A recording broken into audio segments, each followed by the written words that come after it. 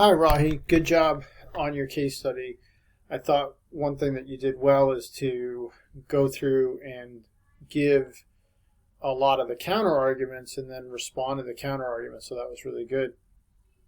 I was a little confused about what was going on at first because you were quoting the counter arguments. I think now that I think about it from the case itself, but it was so sudden at the beginning of paragraphs, I wasn't exactly sure what was going on.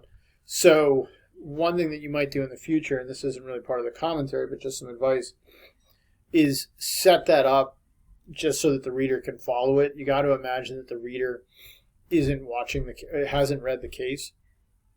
So you might say, other people who disagree with me might say the following, so that you explain what the objection is that way. So that just helps it make it a little clearer. Okay. So now here's the official commentary, and so your job will be to respond to this either by video, and if you do by video, you've got a limit of 5 minutes, or in writing, and if you do it by writing, you've got a limit of 2 pages double-spaced. So in terms of the commentary, I like what you did. I take it that your thesis is that we do have an obligation to freely choose to limit the amount of children that we have, and that we should think in terms of 2, 1, or 0 children. The first thing I would say is that seems to be an area that I'd like you to think about more. You say 2, 1, or 0. Is there any morally relevant difference between 2, 1, and 0? Or are you just really saying couples should have no more than 2 children? And if so, then clarify why that's the number. So that's the first thing I'd like to hear from you. But my big commentary, the big bulk of what I would say in a commentary is really 2 things.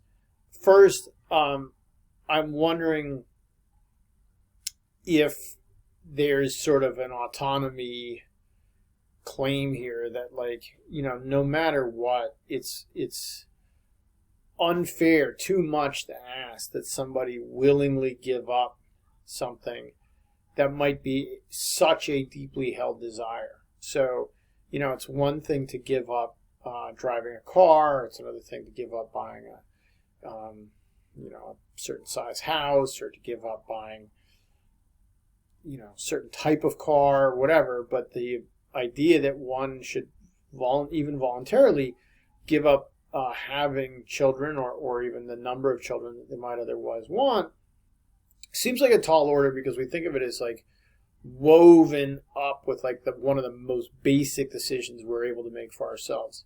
So the first thing I would just say is, how would you deal with that counter argument? You dealt with a lot of other good counter arguments. How would you deal with that one?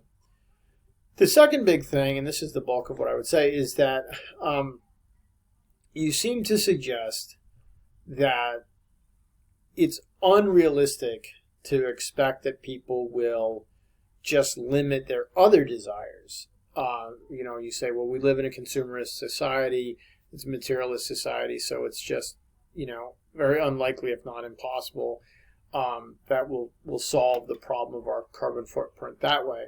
So I guess my question is, what makes you confident that people who are unwilling to give up much smaller sacrifices would be willing to make this considerably larger sacrifice? It seems like that's,